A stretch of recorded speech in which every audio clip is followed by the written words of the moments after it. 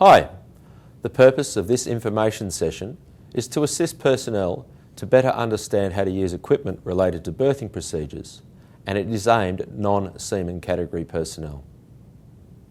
This information session is part 2 of a 2-part information session. This part contains proficiencies on heaving lines, fenders, rope stoppers and rat guards, as well as ship berthing operations.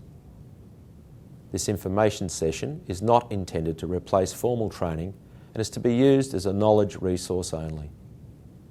For further guidance, please refer to BR67 Australian Supplement Chapter 3 or contact your closest seamanship trainer. As mentioned earlier in Part 1, before you can assist in berthing operations, it is necessary that you first attain some proficiencies. The first of these proficiencies is the use of a heaving line. As its name implies, a heaving line is a lightweight rope that can be thrown from a ship to shore or vice versa to assist in passing a hawser between these 2 points. The line is generally made of 8mm man-made fibre and should be very supple. Any similar size cordage may also be used. A heaving line consists of approximately 30 metres of cordage. One end should be weighted with a monkey's fist or a heaving line knot, and the other end should be whipped. To prepare a 30-metre heaving line for throwing, it should be wetted down and should be made up into 2 coils with approximately a half of the coil with the monkey's fist end in the throwing arm. The line is then thrown with an overarm throw, keeping the throwing arm straight, thus allowing the coils in the non-throwing hand to run out freely. The most frequent cause of bad casts is failure to have this coil properly cleared for running. There is more than one method of heaving a line, and most good throwers have their own variations. Some take rather less than half the coil in the throwing hand and throw both halves together, letting go with the throwing hand before the non-throwing hand. This method is very effective, but it is harder to learn. Before heaving a line, the standing end must be anchored between the thumb and index finger of the non-throwing hand. Never secure the standing end to the wrist or any other part of the body, as it could become entangled in the ship's propellers, making it a dangerous practice. As soon as the heaving line has been caught, the standing end or a bight of the line can then be bent with a bowline to the eye of the hawser, allowing it to be passed to the receiving unit. Every effort should be made to keep the line out of the water.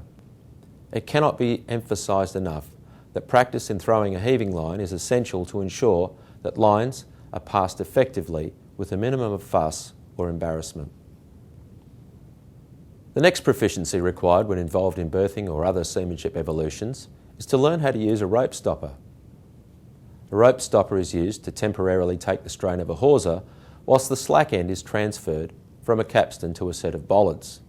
The REN uses a man-made fibre rope stopper for use with fibre hawsers. A rope stopper consists of approximately 6 metres of man-made fibre rope. This rope is middled to form 2 tails around a ring attached to a shackle. The shackle is then attached to a ring bolt on the deck in line with the bollard that the hawser is to be secured to. If you are asked to use a stopper, the following should be carried out. The stopper is laid alongside the hawser with its tails pointing towards the source of strain. The stopper's tails are passed by crossing them under and over the hawser in the direction of the source of strain. Normally 6 turns are taken. The ends are then twisted and the strain is taken up or stopped to the hawser. Remember, at no time should you straddle or walk over the berthing hawser. The next proficiency involves the use of portable fenders. The Navy uses the high-pressure pneumatic type fenders. They are normally grey in colour and they're made of high-energy absorbing material. They are lightweight and they're fitted with lines of sufficient length to reach the waterline of the ship. Fenders are used to protect the ship's hull from damage by chafing that may be caused by either other ships, wharves or small craft. If you are required to use a fender, your supervisor will tell you where to place it.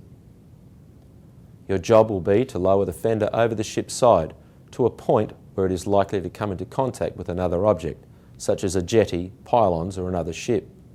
By using a fender properly, damage to the ship's hull can be prevented. Until instructed otherwise, you should keep the fender's line in hand at all times. This may require you to move fore and aft in your immediate part of ship area to keep the fender in position. Fenders are never to be secured to guardrails. The last proficiency we'll discuss is the fitting of rat guards. Rat guards consist of a hinged concave metal disc that fits over the hawsers with their concave side facing the wharf. Rat guards are fitted to berthing hawsers to prevent rats entering the ship via the hawser. When in overseas ports, rat guards are always to be used regardless of local regulations. Sometimes, due to quarantine rules, when returning to Australia from foreign ports, rat guards will be required to be fitted with their concave side facing the ship. This is done in order to prevent any animals from leaving the ship. Rat guards are to be fitted to the berthing hawsers by 2 personnel. Both sailors must be wearing life jackets and relevant PPE. The rat guard has a length of line attached to it. Before starting the fitting procedure, this line should be attached to the berthing hawser to prevent it from falling overboard whilst being fitted. Whilst one sailor is fitting the guard, the other is holding onto him or her to prevent them from falling overboard. Prior to the ship proceeding to sea, the rat guards are to be removed. Let's now move on to working on a part of ship as a member of a berthing party team. As a member of a ship's company, you are likely to be involved in preparing parts of ship ready for berthing. These preparations are as follows. All berthing lines are faked out with the eye of one line ready to be passed through either a fair lead or the bull ring. To pass berthing hawsers, it is necessary that all heaving lines are prepared and laid down ready for use. All fenders should be positioned in their appropriate locations. All rope stoppers should be prepped and secured in their positions. Tug slips are fitted onto the appropriate bollards. Safety tools such as axes and chopping blocks are to be provided, and the ship's anchor is prepared for letting go. If the ship is entering an overseas port, rat guards should be provided and ready for use. Before you touch any of the lines or equipment, the person who is in charge of the part of ship you're assigned to will give you a safety brief and an in-depth brief relating to the upcoming evolution. This will include a thorough outline of the sequence of events.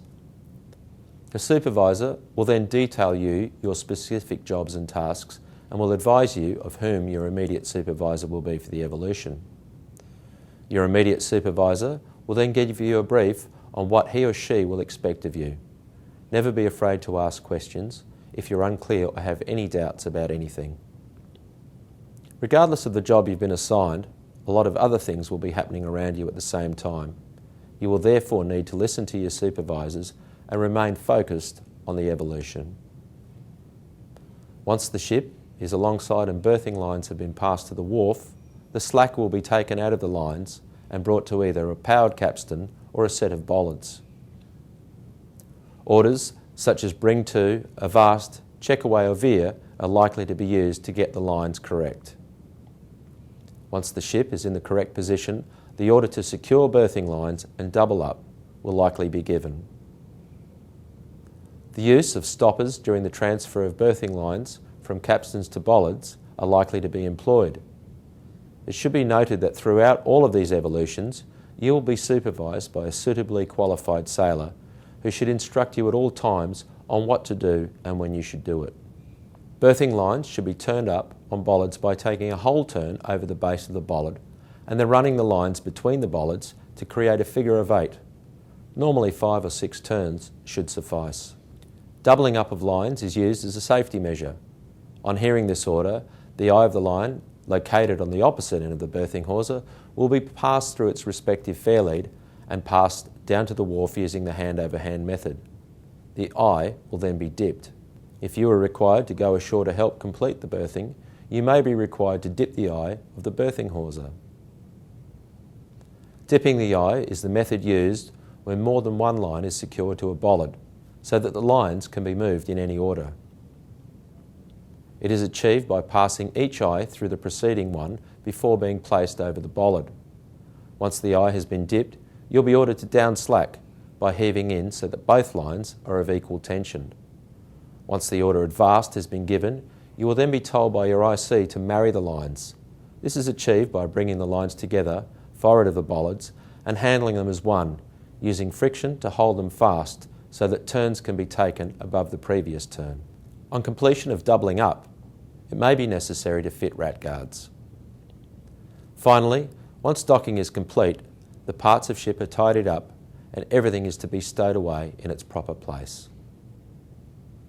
It should be noted that although the configuration of the forecastle and quarterdeck differ, the orders and procedures are basically the same. This now completes this information session on berthing. If you have any questions on any of the issues raised in this information session, contact the Fleet Seamanship staff on 02 9359 4314 or your local seamanship trainer. Thanks for watching.